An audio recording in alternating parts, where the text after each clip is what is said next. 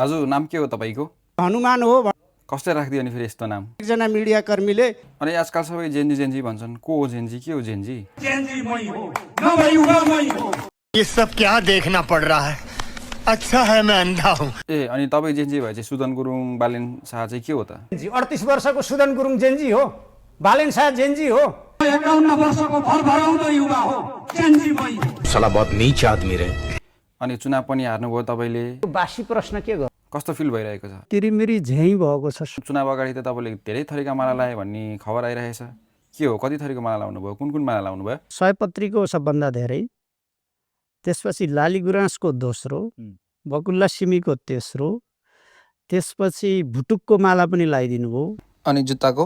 अनि नेपाली काङ्ग्रेसको कस्तो छ त अवस्था चुनाव हारेपछि? नेपाली कङ्ग्रेस अहिले अझै पनि भाले सातो गए जत्तिकै छ, अझै सातो ठिक ठाउँमा फर्किसकेका छैन। गाह्रो छ। अनि केपी ओलीको अवस्था के छ? के भन्छन् जनता केपी ओलीलाई? यी बसेका ठाउँबाट उठ्न पनि नसक्ने, कुरा पनि नसुन्ने, हाम्रो माग पनि यिनी होइनन्, यी जेन्जी पनि होइनन्। अनि सुदन गुरुङ त नेता हुने भयो अरे, अनि नेता भएपछि त तपाईँहरूलाई जेल हाल्छ अरे त अनि सुदन गुरुङले? त्यो सुदन गुरुङ भन्नेलाई घिसार्न पर्यो भने एमाले चाहिँ 2 दिन पर्खिनु पर्छ भने अनि सुदन गुरुङलाई पाएको भए के गर्नुहुन्छ त तपाईँहरूले? सुदन गुरुङ चाहिँ अचार बन्थ्यो। ठिक छ। अनि चुनाव हारेपछि काङ्ग्रेस एमालेका कार्यकर्ताको झोलेहरूको के छ अवस्था अहिले? रोएर हिँडेका छन्, ज्यान जोगाउँदै हिँडेका छन्, भागाभाग छ तिनको। अब त संसदमा पुरै नयाँ अनुहार देखिन्छ, नयाँ मान्छेहरू देखिन्छ, पढे लेखेका मान्छे देखिन्छ।